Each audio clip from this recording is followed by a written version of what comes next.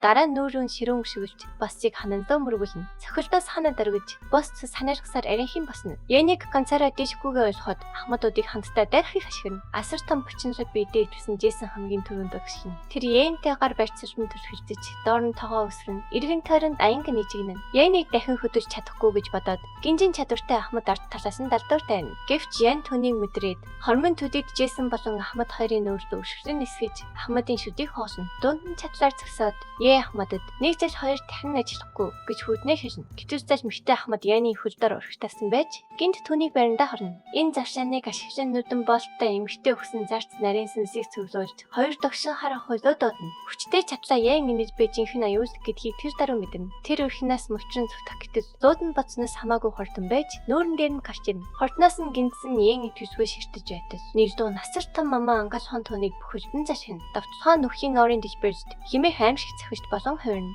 Өө хатагтай алсаас том дижбэртийг харж хиний мэмх замбраагүй байдал өсгөж байгаа бас химэн гайхна. Яг тэр үед шивгчин норч ирээд Жингэрийн хинцээ түнтэй оцхаар ирсэн гэж хэлнэ. Өө энэ удаа юу хүсэж байгааг асууж буцаа гэж шивгчэндээ хэлвч шивгчин ямар нэг шалтгаанаар Янийн ихтэй хамт ирсэн гэж тайлбарлана. Энэ нь нөгөөгийн сониуч сэтгэлээр татна. Тэр зөөр Янийн ихч Жинцээ хоёр хаан ихтэй хүлээж явахад нэгэн бүсгүй цай барьж Жинцээ илтгэр талархан тулаан руу эргэн орвол дижбэртийн утаа санахад Янийн бие тэнгэрээс унаж газар цохилтон тогоо өсгөж амьгүй мэт хөвтөн. Ахмад нүдэн болттой чадварыг матаж түүний өвхийн орын дижбэртээс их мастер хүртэл амьд гарахгүй гин. Бус ханиалгасаар гарч ирээд нүдэн болттой талархахад тэр бүсгүй тогооны хажууд цогсон бардмаар инээн сэлнэ. Нарийнхийн амьд хүнд шархацсан тул ахмад боссоос дараа нь яхаг асуухад бас түүнийг нин даруй аж бич ташаан гинт нэгээр агаараа нисэн Ахмадын зүрхний орцоо хатхан түүний хан дээр хатна. Ян нухаан орж инээн сэлэн эдгээр хишбэр бүх шархаа битүүрэхэд нүдэн болттой Джейсон бос гурав Ахмадын амьгүй би ханан дээр нахаар цачаа хардаг. Юу болсныг ойлгож ятан бүгд цачирдна. Дараа нь Джейсон Янийг амьд хിവэр байгааг ойлгож босдоос сэрэмжлүүлнэ. Гэвч тэр юм хийж амжаагүй байтал нэгэн гар түүнийг цавхиж толгойг нь газарт нүдэж маскийг нь бүтэн тэр дороо алдаг. Ян цаг ачгүй хутаа буцаанд дуудаж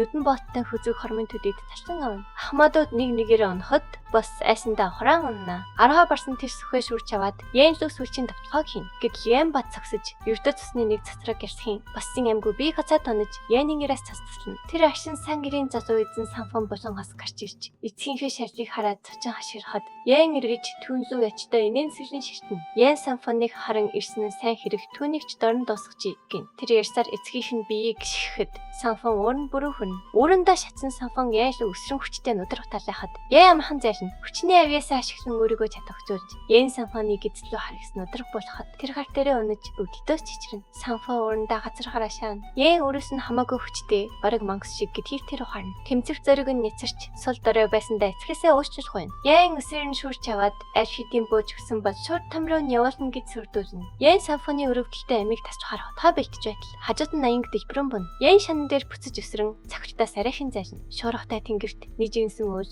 догшин аянганы донд нэг нууцлаг дүр хөвөн хачирна. Ян энэ дүрээс цацрах хасрын хүчийг мэдэрч түүнийг их мастерын түвшинд үнэлнэ. Шинээр гарч ирсэн хүн бол өөр хинч биш. Их багш Ёя байлаа. Ёя Янд хандаж ийм олон хүний хөнөөсөн чинь харагс хэрцгий хэрэг гэж хэлнэ. Гэр бүлийнхээ их багш нүдэн дээрээ гарч ирэхийг хараад санфонгуйж эхэлнэ. Аавынхаа алсан Ян хөстгөж шударга эсийг сэргийхийг Ёягаас гуйна. Ян одоо уурн бухимдаж санфон руу дээрээс нь ширтэн боломжтой хадл энэ амтныг дуусгах хэрэгтэй байсан гэж бодно. Санфоны гомдлыг сонссоны дараа Ёя Ян зогсож буй толгойроо аянг шидэн давтална. Гэвч Ян зайлж байшаа дээр үсгэн гарна. Ёя янгаар үргэлжлүүлэн таталсаар харин Ян бүгдийг нь ур чадвартайгаар зайлуулна. Хүчиндээ итгэсэн Ёя Ян их багшийн эсрэгчийг тэнцэхгүй бууж өггэн. Их багшийн сүүлийн хүч тоглоом биш бүхэл хотыг сүйтгэж мэдхийг санфон ойлгоно. Тиймээс тэр аюулгүй газар руу цогтохоор шийднэ. Гэтэл Ян заншилсан инээн сүлжээр замыг нь хааж түн рүү шидэн дайрна. Яг тэр агшинд Ёя дахин нэг аянг шиднэ. Ян зайлж чадсан ч аянг санфон танавтаж түүнийг бараг үнс болгоно. Азар санфон амьд өвдөж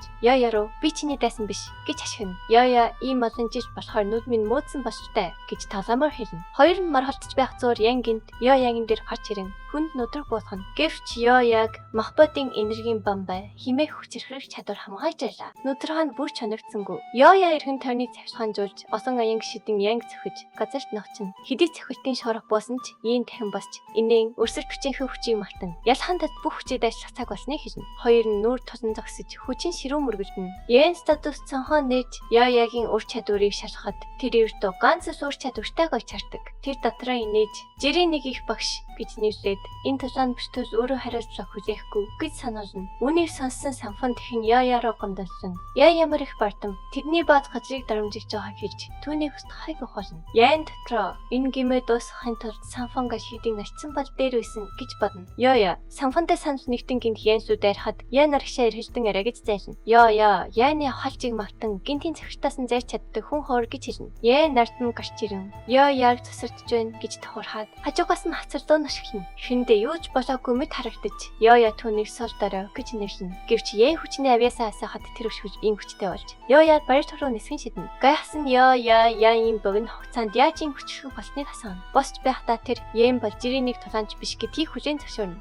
Барь хот цоосон нүхнээсээ гарах гэж байтал Ян замд машин шиднэ. Зайлж цэцлэг хүчээ ашиглан Янг ганхуулж нүүрлүү нөхөнд цохилт болгоно. Дараа нь Янг хөлнөөс нь шүүрэн орч газарт нохож энерги хөрөмжлүүлнэ. Аянгад үргэлжилт химэх аимшигт ур чадвараа асан Ян дээр болгоно. Тогтхон ийм ширэн бөгөөд бүхэл газар тэнгэр аянг нижигнэгээр дүүрнэ. Аянгийн дижбэрт газарт асар том тогоо үлдээн. Тогооны дотор зогсож харин Янг хонго газар шигтэн. Дөрөө харан одоо дууссан болтой гин. Санфон баярлан инээж яг баярлал харгуйж ачих боловч тулааны хүнд таснаа нэлд тэр гинт цас буйчин. Өрөөж бас шархацнаа ойлгоод бүгдийг Санфон даалгаж сувлэгчдэр очиж үзүүлнэ гэж хэлнэ. Тэр Санфон зайрлаж төлөвшөд Санфон их багшаас айн чичрэн өртөө за ирэх юм ээ гэж ботно. Гэвч Януднаас дал болмог Санфон дахин бардам болно. Тэр Ян дээр нөлөмж биеийн дээр нь дахин гიშгэн нэгдүгээрт байна гэж сайрхдаг байсан Ян эцэст тэдэн дээр лагцныг тохорхоо хашгина. Тэр Яны хүрийг хичээж нахаад идүүлнэ гэж занш хийсэн. Гэтэл яг тэр үед Ян ухан орч Санфон хүзүүнээс нь шүүрэн өргөж тэр үгээ дахиж хэлбий царий. Харин Санфон айснаас юу ч хийж чадахгүй. Тэр агшинд Ян ихтэй өөр зүгээ дуудана. Төгсгөл нь ойрцоныг мэдэрсэн Санфон сүүлчийн удаа тасламж эрэ хашгирч оройцсон байлаа. Ян түүний хүзүүв зүсэн өрөвдмөр амьдралыг нь дуусгана. Хашгираа нэг багш Ягийн анхаарлыг татаж ирэрч харахад Ян эдгээр хавьяасаа ширж байгааг олж харна. Яны шархныг нэгээрээ битүүрч бодихгүй биеийн шин мэд ирүүл болно.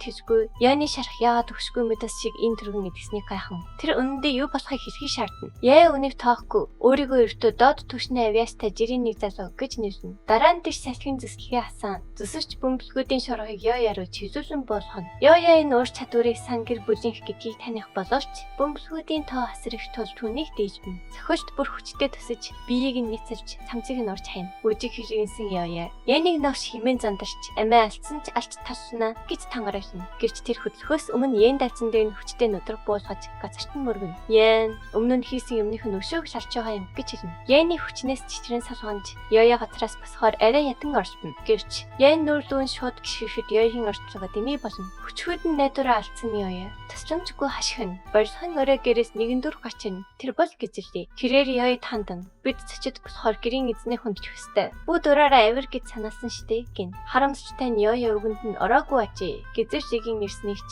тэндэ байгаагч мэдрээгүй дээ. Гайхан Яндэж харна. Дараа нь гизэрлийн барилгаас бууж ирээд өөрөөр гизэрлээ. Төмөршүүд бас хийхизэн гэж танилцуулна. Яны нуугдмал авьяасыг тэр мартна. Ян түүнийг ажин чич бас задтохоор ирсэн гэж хэлсэн. Гизэрлийн инээгээд задтох хүсэлгүй. Би зөвхөн тасалдаг болохоос ойрын хүндээ таслаад байдаггүй. Тиймээс Яд таслахгүй гин. Хоёулаа төмөршөд баастах боловч тис өөр хүмүүс аж. Тэрээр Янд хандаж Ягийн хов заяаг чиний хүснээ шийдгэн. Үүнийг сонсоод хэлгэнсэн Яй хүчээ хурдан цовлуулж гизэрчлэг наш химэн зандран өөрийн биеэ дэлбэж Яныг хамт там даваачин гэж санал хийсэн. Гэвч Ян үүнийг зөвшөөрөхгүй. Тэрээр сүүдэр идээд тэрвэрхэн өсрээд Ягийн биеийг олон газараас зэрэгцүүлэн зэсэж өөр хилэн болсон амь насыг нь тэр дороо тасна. Гизэрлийн алга ташин Яныг мартаад дайчин ирээд хүмүүх эзнийг унахна гэж бодоагүй гин. Дараа нь Ян чарцгаа болцгоос руугаа ор гэж гизэрлээд хэлнэ. Гизэрлийн инээгээд Ян чи төвчээр багтай хүн юм байна гин. Тэрээр тайлбарсан болон дагалдагчид нь баазынхаа хатуу үзэлтнүүд бөгөөд сайварт баазын хүчээр эзлэхийг тулган шаардж байсан нь гизэрлийн зарчимд харш гин. Тэрээр бүгд эрх тэгш хам турших ёстой гэж боддог аж.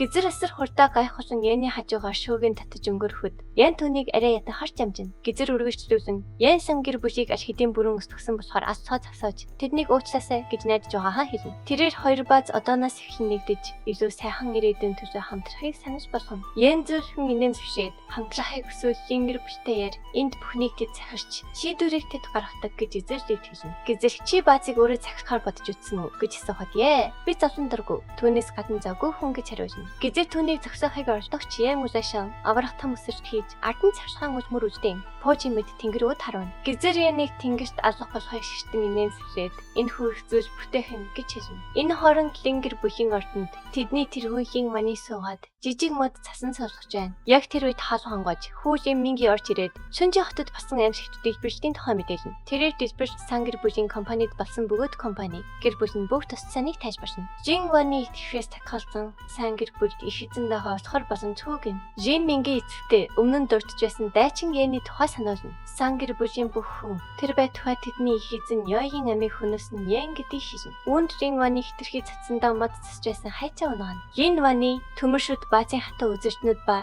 зөөлөн үзэгчнүүдийн тэмцэл Ян химэх залуугийн гараар төрсөн гэж хизээч бодоогүй гин. Тэрээр босч алхсаар өргөж дүүжин. Ингэснээр Ян сайварт болон баазыг түнчлэлийн гэр бүлийн аюулгүй байдлыг чамгааж чадсан гэж ярина. Хүүжийн Минги араас нь дагажтан хэрэг нэгдүүлж байгааг нь. Төмөршөд баазын эзэн Хима буюу Гизели өнөө өглөө тэдэнтэй олцолт тоолж одоо цааны өрөөнд тэтгэхийг нь хүлээж авах хийсэн. Жин Ваны тэд бод хүч цаа өгсөнгүү дээ гэж хариулаад Жиматай уулзахыг зөвшөөрнө. Дараа нь хүүдээ бүх бүлэглэл тушаалыг нь дамжуулахыг даалгаж Сяварт баазын бүх бүлэглэл Ян болно. Түүний гэр бүлийн аюулгүй байдлыг хангах ёстой гин. Хэрв Ян өөрийн хүчээ байгуулах бодолтой бол бүх бүлэглэл түүний чин сэтгэлээсээ дэмжих ёстой. Төвчөндөө ямар ч тохиолдолд Янийг бухимдуулж хосгүй. Энэ хооронд дэд давхрын ордонд юу сандрал гэр суугаад ах яа одоо юу хийж явааг бодон дэвчэрнэ.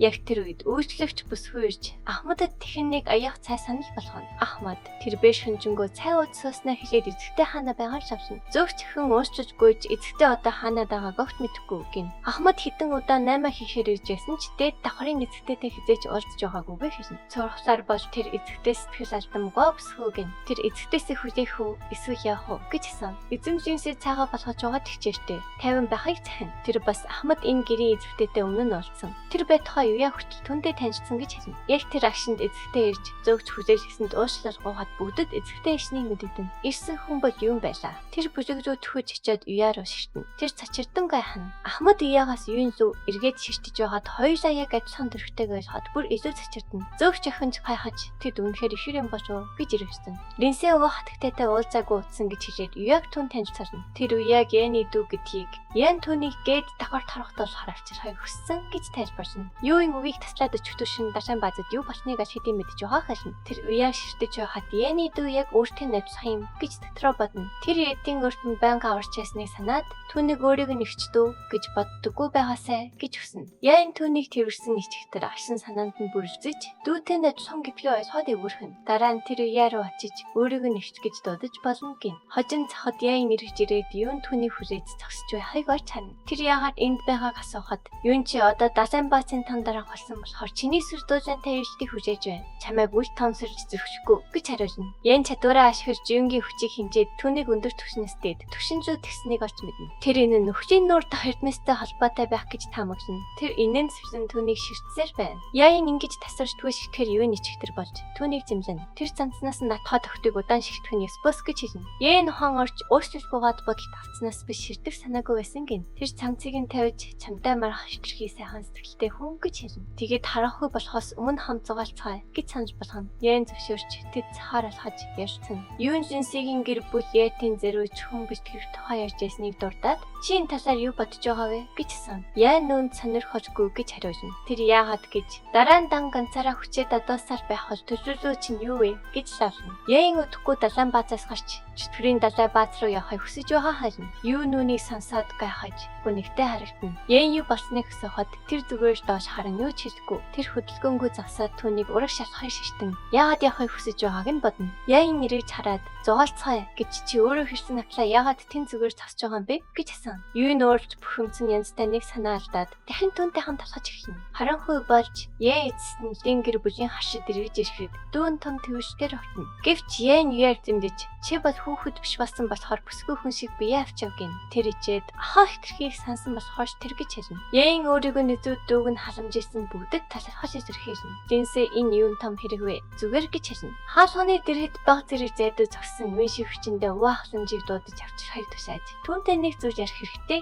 гин. Тэр тастаа өрөөндөө халамжтай ирсэн. Уваа халамж чи үнэхээр шийдвэрээ гаргасан гэж асуухад тэр тийм гэдгээ баталж одоо бүгдийг таны гарт даатахыг гин. Маргааш өглөө Ян дүүгээ дагуулсан явахд бэлэн болно. Тэд машины дэрэг зогсож хад линсэ. Энэ төсвөөс өөрийн бага байгуулах боломжоо үнэхээр ашиглах гэж байна уу гэж асуув. Яа энэ нэмсэжээд тийм ээ. Би явна гэд машины төсвөөс линсэд баярлалаа гин. Линсэд засах хүн үргэлж өндөрч зорих хөстэй. Хэрэг өөрийг нь нарийн засах байсан бол янтэй заавал хамт явах байсан гин. Ахмад Эрлин тарина хараад Яны сайн найз хатагтай хан байна гэж асууч түүнийг ханаас чалцсангүй. Яа нэргийн тарина хайж хараад ханаас ч хараагүй тул баяртай гэж хэлхийг нь хүжээх цагаас огин. Тэр явахаар бэлдэж бүгдтэй баяртай гэж хэлэхэд Ахмад уяад хүчээр дадалсаар бай. Сурч болохгүй гэж захин. Яг тэр агшинд юу нэрж тэднийг завсаа гэж ашигна. Тэр шивчэнтэйгээ хамт тэдэн зүг явна. Юун урд суугаад Ян луу хурдан суултаа гэж дуудана. Яа хоёулаа явах уу гэж асуухад юу мэдээж тэхгүй бол юунд машин цанвэ гэж хариулна. Ян юуг арын суудалд суулгаад юун зүгээр хин чи яагаад гинт хамт явах болов гэж асууна. Юун зүгээр л ямаар байсан гэж хариулна. Ян нэмсвшээд надтай хамт бич төстэй ямаар байсан гэж одоохон хэлж болно шүү дээ. Шалтар тооч хэрэггүй гин. Юу нь узаагаад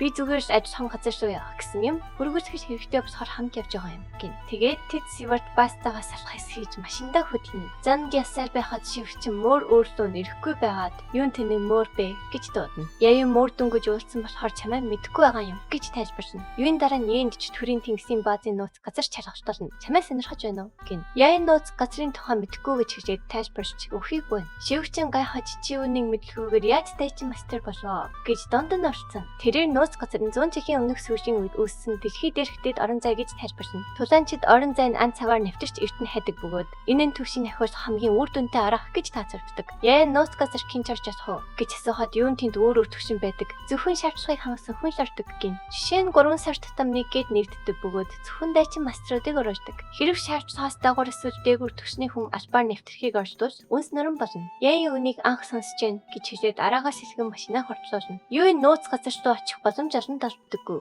Хэрэг би чамайг оруулбал манай гэрээ нэг хүн боломжоо алтна гин. Тэрээр энэ бол ховор боломж гэж тайлбарлаад дахин сонирхож байна уу гэж асуув. Яан төвхтэй сонсогдож байна. Би бусдад төвөөгүүд хойг үзэн яддаг болохоор орхи гин. Юуийн нөөрлөнд бас инээж жожоог нь шүүрч аваад эр хүн шиг байж ирээсхээ бол гэж ашигрна. Хэсэг ясны эцэс тэд эцгүү бооцонд хурж ирээд шүнийг тэнд өнгөрөхөөр шийднэ. Яан өөрийн угаад сэрүүн агаараар амьсгалаад бусд нь оройхол бэлдсэн эсхийг харах гэж юунд хасааж чи үнэхээр нууц газар руу явахгүй гэж үү гэж дахин асууна. Тэрээр энэ бол маш ховор боломж. Нууц газар хизээ дахин нэгдэхийг хинч мэдгүй болохоор шийдвэртэй гарцаагүй биштэй байх ёстой гэж анзаарна. Ийм боломж тулаанчдын хувьд хүч ирэхэд амин чухал болохоор сайн бодох хэрэгтэй гин. Яа ханаасхаж өгөөнөө хойг оролдоод. Ямар ч таа. Гэхдээ яа бид хоёр Сиварт баазаас анхудаа гарч байгаа юм. Дүүгээ ийм удаан ганцаараа орхиж чадахгүй гин. Юун түүний татгацах шалтгааныг сонсоод инээж чи манай гэр бүл юу хийж чадахыг мэдэхгүй байна гин. Тэрээр гэр бүлэнч төрийн тэнгисийн бааз дээр хидэн салбартай. Тиймээс иргэн талаар санаа зовох хэрэггүй. Гэр бүл нь түүнийг асарна гэж тайлбарсана. Тэрээр итгэжтэйгээр инэн сэвсэн хөвчтэйгээр нүд ирмэн. Үүнийг сонссны дараа Ян түнтэй хамт нууц газар руу явахад билэн гэж хэлнэ. Юун зөвшөөрч төхөрлөө дахин бодлоо бүү өөрчил гэж сэрэмжлүүлнэ. Нүдрхаа зангидж түнзүү шигтэн. Ян дотроо энэ бол их мөнгө хэмнэх сайхан арга байна гэж бодно. Шивчин бүдээс саналыг нь асууж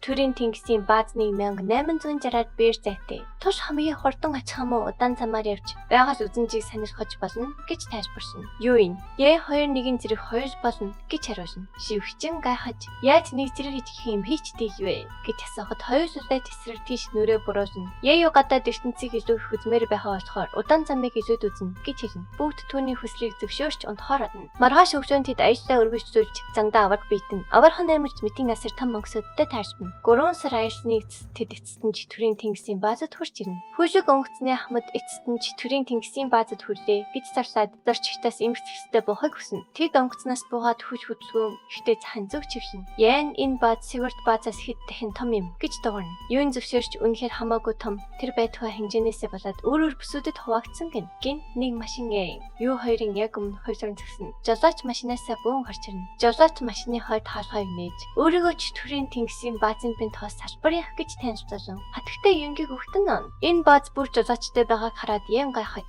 эднийг үнэхээр асар баян байна гэж бодно. Юун шивчэнд хандаж яг амрахаар пин тоос руу авч явахыг хэлэн хоёр машиндаа суудаг. Ян өвчтэйгээс салхаас хийж бие гамнаарэ гэж захин пин тоос дээр уулзна гэж амлана. Жолооч шивчин яг хоёрыг авч хөдлөхөд яа. Юун хоёр үлдэнэ. Юун хүсээ арт тишин боож төлөвлөгөө хэрэгжүүлэх цаг боллоо гэж хэлнэ. Тэд асар их хүн цугласан газар руу чиглэн явж дээгүүр нэстэр тэрэг өнгөрнө. Тэд олон энгийн тулаанчид харагдана. Тулааны мастер хангалтгүй туш хинхэн зүгээр зугаа хайж ирчээ. Гинт нэгэн өвгөн тэнгэрт орон зайгаан цавсхийг анзаарч дээгүүр жижигхэн нүх нэг түүнийг бид чангаар ашигна. Ян тэнгэрийн нөхрөө харж ямар ч хүн багт харгүй жижиг байна гэж хэлнэ. Юунг тэгчэртэй бай. Удахгүй нэг хүн ирж үүнийг томроожно гэж хэлнэ. Хэсэг хугацааны дараа тэнгэрээс нэгэн эр хүн бууж ирэхэд бүгд амаа ангасхна. Энэ бол чөтгөрийн тэнгисийн баазингийн новын хүчрхэг эзэн хаан төвшний тусаанч эзэн хаан юухэ бишээ. Юун Янд тайлбарч тэр эзэн хаан төвшний өөрөөр хэлбэл агаар түүх хүчтэй гэж хэлнэ. Янд дотроо эзэн хаан төвшин гэдгийг их мастараас дэш зэрэг байхан гэж бодно. Чөтгөрийн тэнгисийн бааз дээр эзэн хаан төвшний тусаанч байгааг хараад тэр гайхна.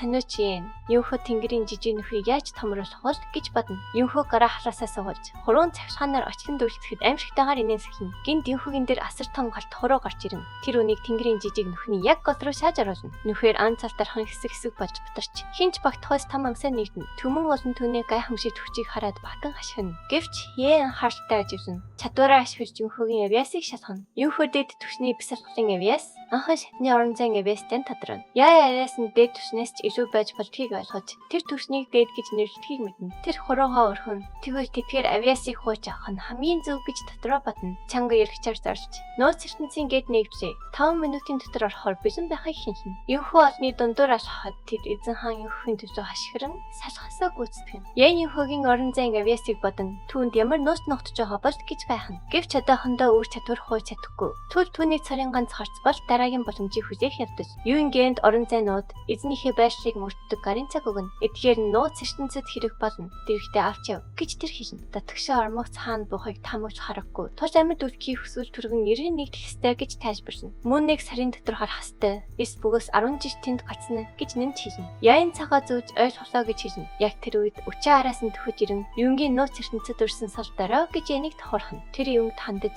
Яин тулааны мастер болохоор тийч хүчтэй харагдахгүй байна. Чамайг хуурч байж магадгүй гэн. Юуин гүчиг хүнд төштэй байхыг хэлж Яин бол миний найз гэхэд учаа ингэж хэлнэ. Хаан нэгтээ жижиг газраас ирсэн энэ хүн ахынхаа байрыг булааж авсан тул түүнийг хөндөж чадахгүй гэн. Учаа Янийг нуроонаас нь тушаад холцохор гэж хэлээд нууц ертөнцид надтай замаа бүх огтлож гэж сануулаад толтно. Яа хөшүүн царайгаар ингээс өчөө өргөж энэ зөрхтэй байдаг байсан гэж асуув. Дараа нь заршигч гээд альбан ёсоор нэглээ гэж мэдэгдэж бүгдэд үр дүнтэй аяжж өгсөн. Хид хідэн тусаанч нөхцөл өсрэн орж Юинг Яа хоёр бэлдээ дараасан дагна. Тэдний гейтер дамжин өнгөрөх зур Яны өвчтөө өгөхөн дөө нисэн мэнд буцаж ирэхийг залбирна. Нууц ертөнцид орсны дараа Юнгийн хэлсэн жишээ тэд өөр газар бууснаас зөвхөн Ян ганцаараа харагдана. Яин бууж унсан ч түргэн басч 90 тойрны аимшигт цусан сар хачирхалтай уур амьсгалыг ажинаа. Тэр урд талын цайз руу алхаж ирэхэд хөлдөр нэг цэцэг гიშгэн. Тэр өргөж авахад энэ нь 100 жилийн настай жиншин болохыг мэднэ. 90 тойрноо харахад тийм жиншин бүр олон байгааг хараад цачин. Ян баяртайгаар инээмсэвлэн би одоо баяжлаа гэж хэлнэ. Тэр орон зайн утаа гаргаж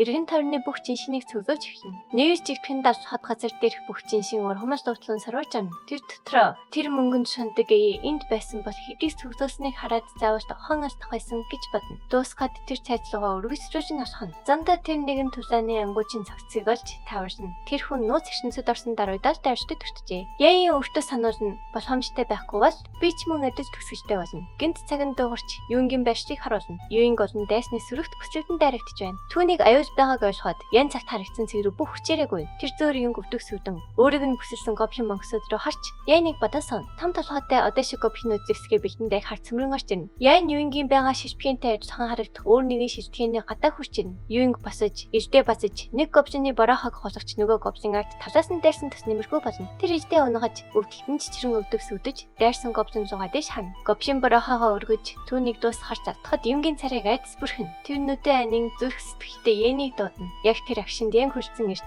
гоблины царай руу шулуухан өшвөн шүдийг нь тоглож хол нисгэн. Юнгийн өмнө хамгаалсан зөксөд тайван амар бүгдийн надад даатах гин. Зэвсгээ сугалж үлдсэн гоблинууд руу дайрч тас цавчна. Нэг гоблин ухаантай гэж бодон Яны ард нууцсан дайрахыг оролцсон ч эрүүл зөнд хүчтэй нүдрах төсөж эрүүг нь хуглан хол нисгэн. Ян гоблинуудыг цэвэрлэсээр Юнг харан согтоо Ян байгаа тал олон жилийн өмнө хаагийнх нь хүсэл эцэст нь бийж магадгүй гэж бодно. Сүүлчийн гоблиныг дуусгаж орчныг цэвэрлсэний дараа Ян Юнг руу ирэж чад чиний хүч ийм сольж төрөөдийг ашна. Тэгсэн ат чамайг яаж ийм хүнд гинтэв гэж сан. Юнг гоблинууд биш харин хүчтэй шидтэй материалын могоо намайг зовоосон гэж тайлбарсан. Энэ материалын могоо нөхрийн нүдний ур чадвартай. Өндөр зэрэгцлийн эдшид дараатан байжээ. Тэр босож нэг нь нууц ур чадвар хэрэглэн могооноос мултгсан ч тэр даруйд гоблинуудын гинтийн дайралтад өртсөн гин. Юнг Янд хэрэгтэй. Нууц ертөнцөнд эрдэнсээр дөрөн болгоч асар их аюулч дагалддаг гин. Энэ бол зөвхөн ихшил. Уртан бүр илүү том сэрчтэд хүлээж байгааг санаална. Юун гэрүүл мэндийн им гагаж уугаад сон бис шогол хийж өөрийгөө эдгэн. Ян түүнийг нөөц ертөнцийн талаар их зүйл мэдхийг ажиж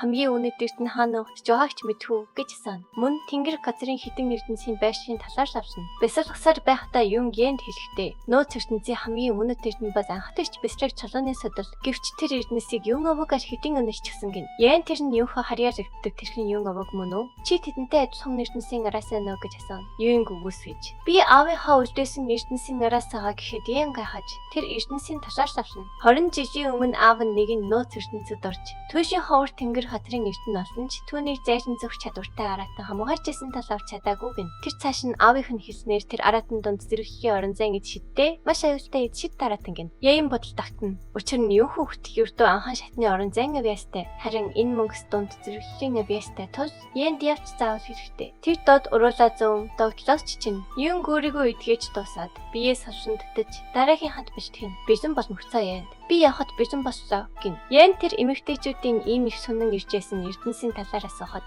одоо түншин марсан тул Юнг нууцаа түнтэй хуваалцах шийдэн. Тэр эрдэнэсийг тэнгэрийн сүнсний цэцэг гэдэг гэж тайлбарсан. Энэ бол хүний бясалгахын авьяасыг хамгийн дээд түвшинд өргөж чадах тэнгэр газрын эрдэнэ. Энгийнээр хэлбэл сот хүн бүтээж чадах цэцэг гэсэн үг. Ганц тэнгэрийн сүнсний цэцэг л хүнийг гээд их мастер болоход хангалттай. Лин хай суурин шиг газрыг нойрхоход хүрцгөөд хүчтэй. Тэр нэмж хэлэхдээ энэ цэцэг зөвхөн надад хэрэгтэй зүйл биш гин. Яа хоёрч бас хэрэгтэй. Яанаш хідэн бясалгахын гээд түвшнийг даасан тул хэрэггүй ч яд бол гарцаагүй хэрэгтэй. Яан тэр цэцгнээс хідэд үгүй гэж сан. Юнг хариулахдаа 20 жилийн өмнө 10 ширхэг байсан ч тэр цагаас хойш зарим нь алдагдсан. Эсвэл бүр ашран орсон ч байж магадгүй гин. Тэр Янд хэрэгтэй эрдэнэ хайх түншлэлийн хамгийн том цайр бол шагналыг тэгш басаар хуваах хэвтэр тул. Би чантай бүгдийг тэгш хуваахад бэлэн гин. Хариуд нь тэр араатныг алах үед Ян бүх хүчээ дайсахыг хүлээж байгаа гин. Ян зөвшөөрч гара ташин төхөж цогоо баталгаажуулна. Хэсэг хугацааны дараа Юнг замыг тэргүүлэн тэд ертөнцөө хөдлөн. Ян чи үнэхээр мэдхүү гэж асууна. Юун түнд санаа зовох хэрэггүй. Ертөнц дагаад яв гэж хэлнэ. Ян дотроо бодохдоо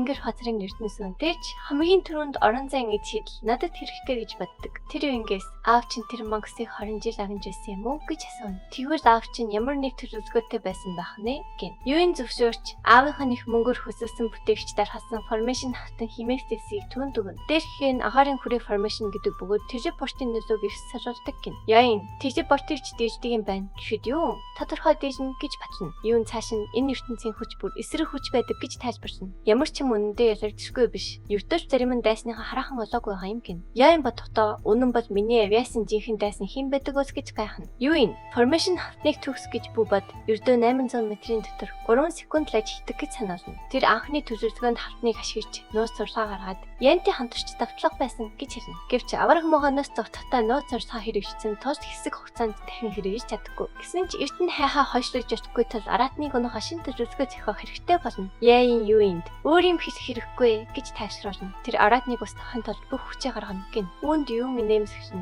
хэсэг явсны эцэст тэр газрын аврах тон нүхний дэргэд гинт завсна. Яагаад завсныг асуухад тэр хоёулаа толготын ирмэг дээр завсаад газартаа хүрлээ гэж хариулна. Юуин доош агуу руу харж чич бас харж байна уу гэж Янээс асууна. Тэр дотор нь тэнгэрийн сонсон цэцэг орон зайн авьяастай араатан хамт байгаа гэж хэлнэ. Яин ихэж араатан руу дайрах уу гэхэд юуин формашн засан цаг хугацаа шаарддаг тул хүлээх гин. Формашн бизэн болмогц араатныг гадагшин татаж болно гин. Араатан хуудаа ондч байсан ч тэдний ирсэн шууд сэрж Яины арт телепортоор гарч түүнийг гиндүүлэн Яин хоёрын дээгүүр хүмэн араатан дээрээс нь тэднийг ширтэн. Хоёр эргэж хараад араатан байршиг нь илрүүлсэнийг ойлгоно. Яин би араатныг сатааруулж байхад чи формашны бэлд гэж тушаана. Юуин зөвшөөрч формашны жишээ бэлтгэр холбоно. Араатан тэр даруй Яины өмнө гарч ирж цээж мөрийг нь цэцэлнэ. Яин шархан хараад орон зайн эдшид тоглоом биш юм байна гэж боддог. Түүний телепортын навьяас нь жирийн хордноос тис өөр. Араатан Яиныг газарт нухаад буцаад дээш нисэн гадна. Яин эцэст нь ухаан оруулж тулаанд бийжмэн. Тэр босож эдгийх авьяасаараа шархаа эвгээж